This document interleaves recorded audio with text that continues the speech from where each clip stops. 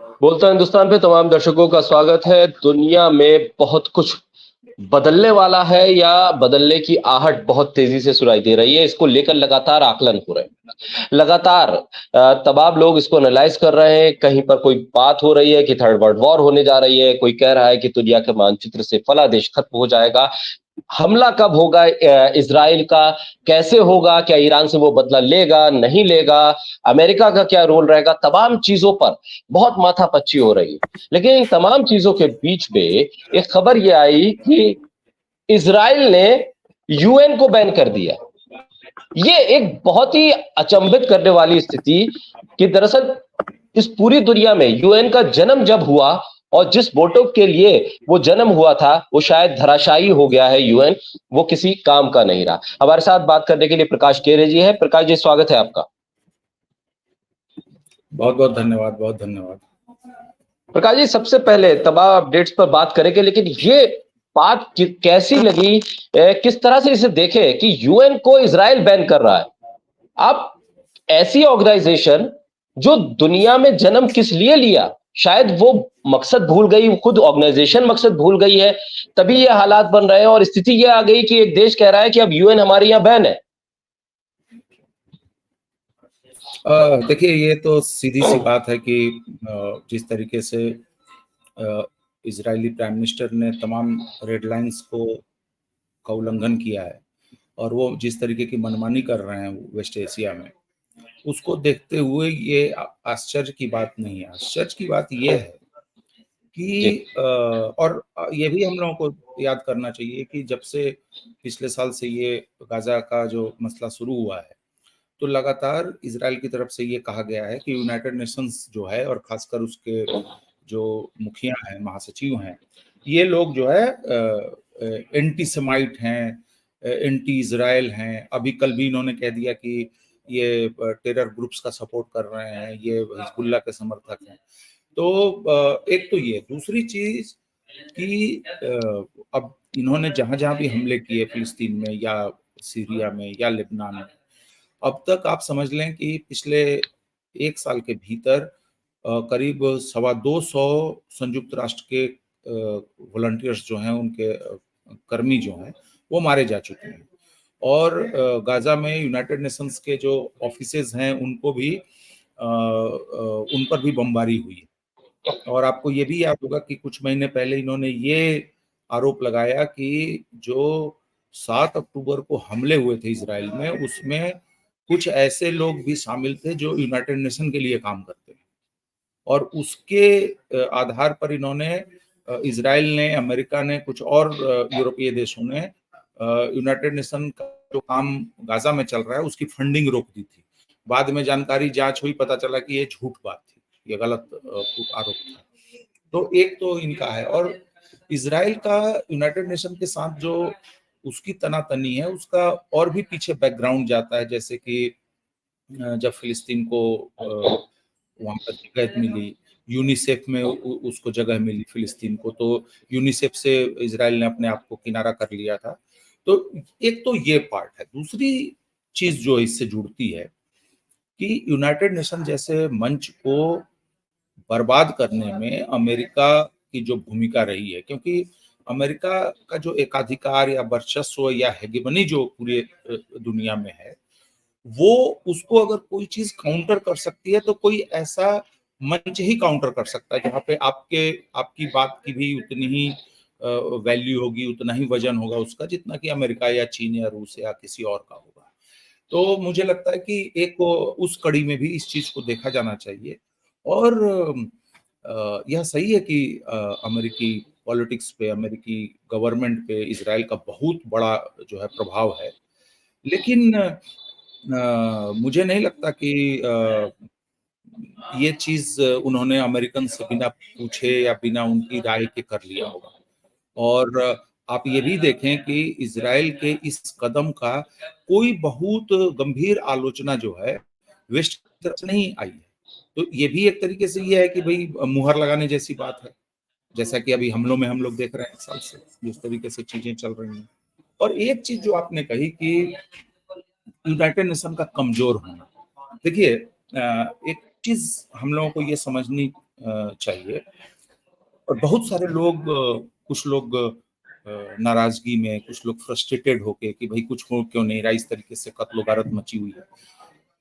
वो नाराजगी, वो गुस्सा या वो फ्रस्ट्रेशन अपनी जगह जायज है, लेकिन हमें ये भी देखना चाहिए कि यूनाइटेड नेशन अपने आप में कोई ताकत नहीं है, उसके पास उसकी मिलिट्री नहीं है, उसके पास उसका अपना फाइनेंस नहीं है, वो कोई कंपनी नहीं है कि मुनाफा कमा रही हो या उसका रेवेन्यू कहीं से आ रहा हो।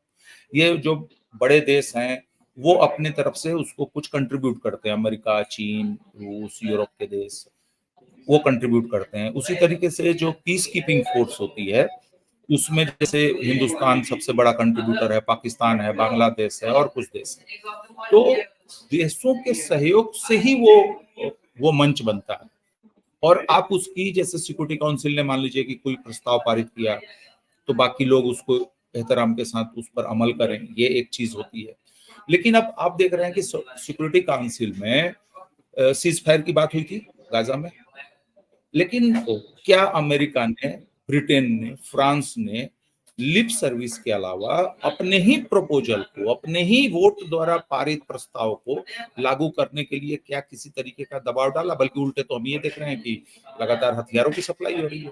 तो एक तरफ आप हथियारों की सप्लाई करें और दूसरी तरफ आप कहें कि हम तो युद्ध विराम के लिए कोशिश कर रहे हैं। तो कमजोरी इस वजह से हुई। और जो ग्लोबल साउथ है जिसका हिस्सा भारत भी है, भारत, चीन जैसे देशों के लिए, अफ्रीका के लिए, लैटिन अमेरिका के लिए, दुनिया के तमाम देशों के लिए, ज्यादातर देशों के लिए उनके इंटरेस्ट में ये चीज है कि यूनाइटेड नेशन जैसी विश्व संस्था जो है वो बनी रहे, बची रहे और उसको इज्जत के साथ उसको सुना जाए। क्योंकि देखिए जब पहला महायुद्ध हुआ था उसके बाद एक लीग ऑफ नेशंस बना, लेकिन वो काम नहीं कर पाया। अब जब काम नहीं कर पाया तो उसका नतीजा हमने क्या देखा? दूसरा महायुद्ध देखा। लेकिन संयुक्त राष्ट्र को ये क्रेडिट दिया जाना चाहिए कि पिछले 70-80 सालों से कोल्ड वार का एक लंबा दौर रहा। पश्चिम एशिया, अफ्रीका, लैटिन अमेरिका, हर जगह युद्ध होते रहे, एशिया में युद्ध होते रहे, चीजें हुई, मतलब बुरी चीजें भी बहुत हुई हैं दुनिया में। ऐसा नहीं है पिछले सेकंड वर्ल्ड वार के बाद से जितना हुआ, जैसे अभी 40 जगहों पे बड़े बड़े युद्ध और सब छोटे मोटी लड़ाइयों को आप मिला लें तो 70-75 जगह अभी मसला फंसा है जब हम और आप बात कर। लेकिन उसके बावजूद भी बहुत बड़े युद्ध नहीं हुए। युद्ध हुए तो उनके रोकने के लिए कोशिशें हुई। यूनिसेफ ने कल्चर के फ्रंट पे, हेल्थ के फ्रंट पे जो काम हुए WHO के थ्रू, इंटरनेशनल लेबर ऑर्गेनाइजेशन कामगारों के लिए लगातार रिपोर्ट बनाना और बाकी और चीजें करना, ये हुआ है। उसके बाद वर्ल्ड बैंक और मुद्रा कोष की अपनी जो भी राजनीति खींचातानी है या अमेरिका का जो उसमें दखल है, क्योंकि वो सबसे बड़ा शेयर होल्डर है। लेकिन उसके बावजूद भी वर्ल्ड बैंक, IMF जैसी संस्थाएं चली हैं। ठीक है, उन्होंने बहुत सारी बेईमानियां की हैं, छोटे देशों का दोहन हुआ, ये सब भी हुआ है। लेकिन कम से कम आप बात कर सकते हैं, आप कह सकते हैं, आप सुन सकते हैं। तो मैं समझता हूँ कि यूनाइटेड नेशंस जो है वो एक जरूरी संस्था है। और अगर आप सोचें कि जब यूनाइटेड नेशंस नहीं रहेगा तो क्या WTO बचा रह जाएगा, क्या वर्ल्ड बैंक बचा रह जाएगा? और फिर तो ये होगा कि आप एक कोई क्वाड बना लेगा, कोई ब्रिक्स बना लेगा, कोई G7 बना लेगा और फिर आपस में चीजें होंगी। फिर कोई बहुत बड़ी दुर्घटना हो जाएगी तो फिर हम बैठेंगे, फिर कहेंगे चलो यार UN जैसा कुछ फिर से बनाते हैं। तो मैं समझता हूँ कि यूनाइटेड नेशन ने अपनी तरफ से, आप देखिए फिलिस्तीन के मसले को ही लें तो अभी जैसे न्यूक्लियर वार की बात हो रही है, न्यूक्लियर आर्सेनल्स को लें, टेररिज्म की बात होती रहती है, टेररिज्म को आप जैसे भारत और बांग्लादेश के बीच में जो सीमा का विवाद था वो यूनाइटेड नेशन के ट्राइब्यूनल के हस्तक्षेप से जो है सुलझा और बहुत शांतिपूर्ण ढंग से वो सुलझ गया, बहुत आराम से। कोई हमारे और बांग्लादेश के बीच में आज खटास नहीं है उस चीज को लेके। तो मैं समझता हूँ कि यूनाइटेड नेशन ने फिलिस्तीन के मसले पर भी आप महासभा में देखें, सुरक्षा परिषद में देखें तो बहुत सारे प्रस्ताव हैं पहले से, 2 स्टेट सॉल्यूशन से लेके शांति करने का, ये करने का। आज भी जब गाजा में जो इस तरीके का एक नरसंहार चल रहा है, तो पोलियो, खाने की कमी और दवाइयाँ, राहत सामग्री को बांटना है, ये किसके थ्रू हो रहा है? ये यूनाइटेड नेशन के थ्रू हो रहा है। तो उसकी खासियतों को देखते हुए ये सबको सभी देशों को ये कोशिश करनी चाहिए, और खासकर जो लोग इसे नष्ट करने पर तुले हुए हैं। अब आप देखें, सिक्योरिटी काउंसिल में जो अमेरिका कहता है उसी पर स्टाम्प लगाता है ब्रिटेन और फ्रांस। तो क्या फायदा भाई? आप भारत को आप नहीं जगह दे रहे हो, नाइजीरिया को नहीं दे रहे हो, ब्राजील को नहीं दे रहे हो, जर्मनी को नहीं दे रहे हो। और जब बना था तो फ्रांस को इसी बिना पे मेमोरी मिली थी कि उनके कुछ कॉलोनीज थे। ये ऐसे तो बंटवारा हुआ था इन चीजों का। तो बहुत सारी कमियां हैं, बहुत सारी गड़बड़ियां हैं, बहुत सारे दबाव हैं।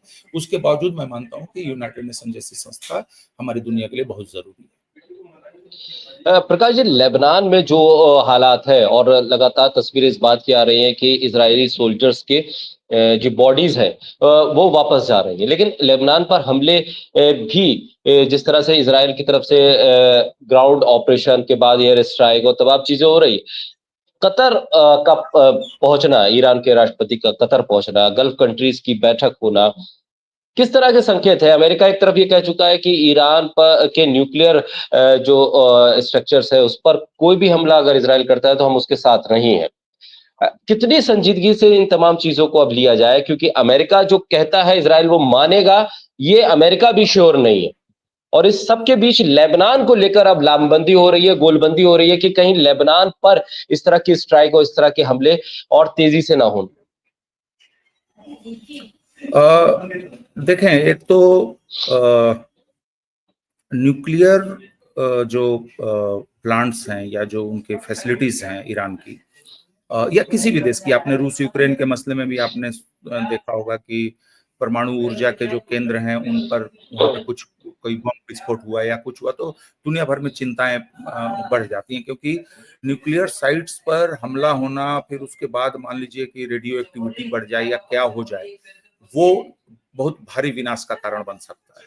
तो निश्चित रूप से उसको रोका जाना चाहिए। और ये बात आपकी बिल्कुल सही है कि अमेरिका की कथनी और करनी में बहुत बड़ा फासला है, लेकिन मैं समझता हूं कि वो तीन कारणों से मैं समझ रहा हूं कि अगर इजराइल रिटेलिएट भी करता है तो वो शायद न्यूक्लियर फैसिलिटीज को निशाना नहीं बनाएगा। मेरा अपना असेसमेंट है। हालांकि आज के डेट में उनसे किसी भी तरीके की उम्मीद रखने का कोई लॉजिक नहीं है, लेकिन फिर भी उसकी वजह ये है, एक कि अभी अभी यूनाइटेड नेशन में ईरानी राष्ट्रपति ने ये कहा है कि वो वेस्ट के साथ इंगेज करने के लिए तैयार है न्यूक्लियर डील को लेकर।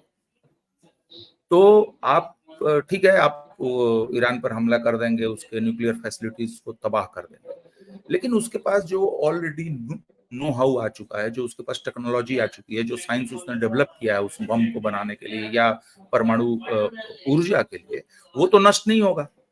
अब उसके पास एक वजह होगी, और उसके पास ये भी वजह होगी कि वो जल्दीबाजी करे।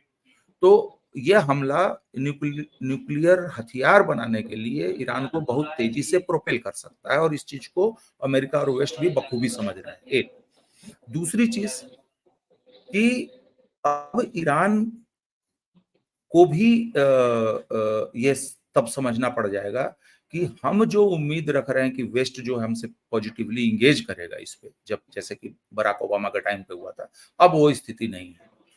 तीसरी चीज मैं मान के चल रहा हूं कि जब न्यूक्लियर साइट्स पे जब अटैक हो जाएंगे तो आप ताकतवर देश हैं, कमजोर देश हैं, इससे फर्क नहीं पड़ता, आपको फिर पूरी तरीके से रिटेलिएशन में जाना पड़ेगा। आप, क्योंकि आप साख बचाने के लिए हमले कर सकते हैं, जैसे कि अप्रैल में देखा हमने, अभी 2 दिन पहले हमने देखा। ये साख बचाने के लिए होती है, ये एक मैसेजिंग के लिए होती है, ये डिटरेंस के लिए होता है। लेकिन जब आप क्रिटिकल इंफ्रास्ट्रक्चर को जब नुकसान पहुंचाते हैं तो वो वार है, वो एग्रेशन है, वो इस तरीके की चीजें नहीं। तो मैं समझता हूं कि फिर तो आप युद्ध को रोक ही नहीं पाएंगे। तो 3 कारणों से मुझे लग रहा है। और देखिए एक चीज, इजराइल भी बहुत भली भांति ये समझता है कि ईरान बहुत बड़ा मुल्क है, पॉपुलेशन उसके पास है, उसके पास हथियार हैं, असलहे हैं, रिसोर्सेज हैं।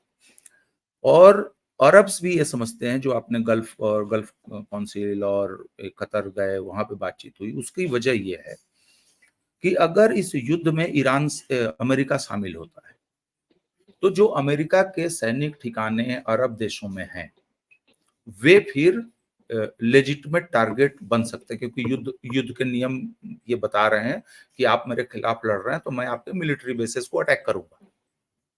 तो उस स्थिति में अरब देश क्या करेंगे? क्या वो, उनके पास दो ऑप्शन बचेगा, या तो अमेरिका उन बेसिस का इस्तेमाल नहीं करे इस युद्ध में, जो जिसकी आशंका हम लोग जता रहे हैं। लेकिन ये पॉसिबल कैसे है जब उसके हजारों लोग उस इलाके में हैं, अमेरिकन मिलिट्री, उसके लड़ाकू विमान हैं, उसकी मिसाइलें हैं, तो वो फिर क्या अमेरिका से ढो कर ले आएगा? कुछ उसके असलहे पड़े हैं, चूंकि नाटो का मेंबर है, टर्की में उसके असलहे पड़े हैं, तो क्या फिर टर्की उसको अपनी जगह इस्तेमाल करने देगा? तो ऐसे में फिर तब तो ये स्थिति हो जाएगी कि पूरा सभी लड़ेंगे, और आपको और हमको यही काम रह जाएगा कि हम ये देखें कौन किसके पाले में लड़ रहा है। और आखिरी चीज मैं आपको बताऊं कि गल्फ के देश भी और अरब के और दूसरे देश भी, इनको इनकी सबसे बड़ी आज के डेट में चिंता जो है वो ये भले ना हो कि फिलिस्तीन में क्या हो रहा है, वो भले ना हो कि इजराइल और ईरान के बीच में अगर जंग होती है तो क्या होगा। उनको दिक्कत ये है कि उनके अपने लोग सड़कों पे ना उतर जाएं। उनके अपने लोग जो है वो प्रेशर अभी ही वो फील कर रहे हैं उन चीजों को। आप देख रहे हैं उनके यहाँ भी जुलूस हो रहे हैं, प्रदर्शन हो रहे हैं, लोग बोल रहे हैं, लोग लिख रहे हैं, उनके अखबारों में चीजें छप रही हैं। और तो मुझे लगता है कि उन देशों पर भी बहुत ज्यादा दबाव है, और भले वो किसी पॉजिटिव चीज मतलब कि फिलिस्तीन के हक के लिए या ईरान सही है इसलिए भले वो ना सपोर्ट करें उन कारणों से, लेकिन इन कारणों से वो जरूर सपोर्ट करेंगे कि वे, और फिर उस स्थिति में अमेरिकन के लिए भी और वेस्टर्न पावर्स के लिए भी बहुत एक अजीब सी स्थिति होगी कि क्या हम इजराइल पे पूरा दांव लगा दें, पूरा दांव खेल लें, और अरब के देशों को, सऊदी, कतरी, अमीरातियों को हम छोड़ दें, क्योंकि आप जानते हैं कि ये देश उनके उनके लिए बहुत इंपॉर्टेंट हैं, अमेरिकन के लिए और वेस्टर्न पावर्स के लिए। क्यों? क्योंकि इनका बहुत सारा पैसा वहां इन्वेस्ट होता है, ये लोग उनके हथियारों के बड़े वो हैं, खरीदार हैं, और चाइना और रूस का जो उभरना है, उसको अगर थोड़ा सा काउंटर बैलेंस करना है तो आप अरब के साथ नाता तोड़ के आप वो नहीं काम कर सकते, क्योंकि फिर आपका सेंट्रल एशिया से टूट जाएगा, फिर आपका आपके लिए बहुत मुश्किल हो जाएगी। और सबसे बड़ी चीज कि ये इलाके जो हैं, ये पूरा अरब जो है, ये इंडियन ओशन से, हिंद महासागर से लेके आपके पर्शियन गल्फ का रास्ता, हुर्मुज का रास्ता, रेड सी, स्वेज कैनाल, ये तमाम ये जब रास्ते डिस्टर्ब हो जाएंगे तो आप सोचिए कि ग्लोबल इकोनॉमी का क्या होगा। तो मुझे लगता है कि ये सारे एस्पेक्ट्स को देखते हुए ये हलचल चल रही है।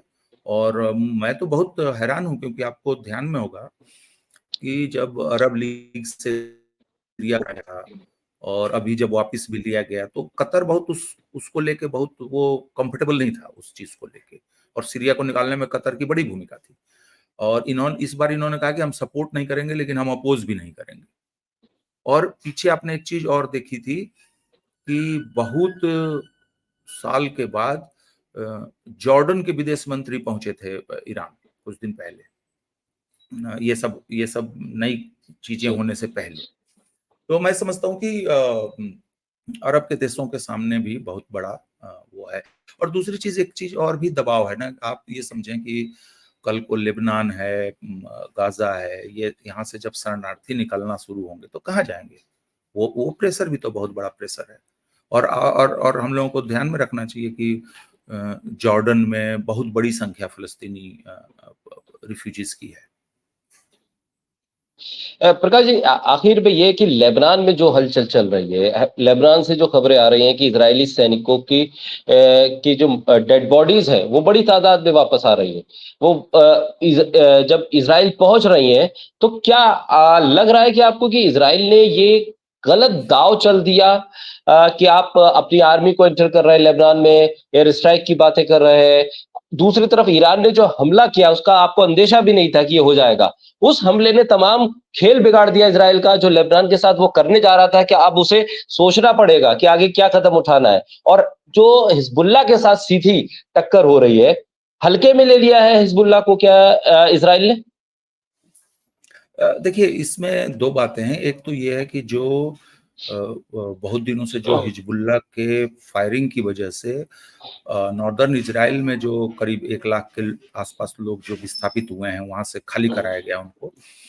तो एक तो इजराइल की मंशा ये है कि वो हिजबुल्लाह को क्रिपल करने के साथ साथ वो एक ऐसी स्थिति पैदा करे जहां पे बार्गेनिंग हो कि लेबनान के शरणार्थियों को तब हम वापिस आने देंगे, विस्थापितों को, जब हमारे विस्थापितों को भी आने की गारंटी मिलेगी। तो एक बार्गेनिंग चिप वहां पर ये होगा। जैसे यहाँ भी 10 लाख लोग विस्थापित हो गए हैं, तो भाई ये लोग तभी वापिस अपने घरों में आ सकते हैं जब हमारे लोग अपने आ जाएंगे। तो एक तो इनकी कोशिश ये है। एक कोशिश जो इनकी है वो है जो इन्होंने गाजा में भी फार्मूला दिया था कि बहुत सारे देशों की सेना, मिलिट्री मिला के यहाँ पे लाई जाए। बेसिकली उनका आइडिया ये है कि अमेरिकन और यूरोपियंस का रहेगा तो इनडायरेक्टली हमारा उसमें रहेगा। और इसी तरीके का एक अरेंजमेंट गोलान हाइट्स पे है।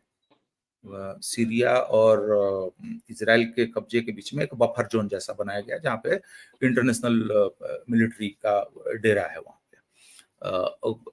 तो एक कोशिश ये हो सकती है कि हम दक्षिणी लेबनान में कुछ दूर अंदर घुस जाएं और फिर हम पीछे हटने के नाम पे हम कोई इंटरनेशनल अरेंजमेंट करा दें। मतलब एक तरीके से वो बफर जोन हो जाए ताकि हिजबुल्ला कल को रिग्रुप होके हमें अटैक न कर सके। आखिरी बात इसमें यह है कि हिजबुल्ला ने इस्लामिक स्टेट के साथ जो जंग लड़ी है सीरिया में, उन्होंने बशर अल असद के लिए भी काम किया है। उनकी जो ट्रेनिंग है वो, और उनके पास जो असलहे हैं, वो एक हार्डेंड बैटल ग्रुप है। वो कोई सामान्य ऐसे ही नहीं। तो वो चीज हम अनफोल्ड होता हुआ देख रहे हैं और इससे एक और अंदाजा लगता है कि उसके पास अभी भी क्षमता बची हुई है हिजबुल्लाह के पास। बहुत शुक्रिया प्रकाश जी, बोलते हैं हिंदुस्तान को समय देने के लिए, हमारे साथ बातचीत करने के लिए बहुत शुक्रिया।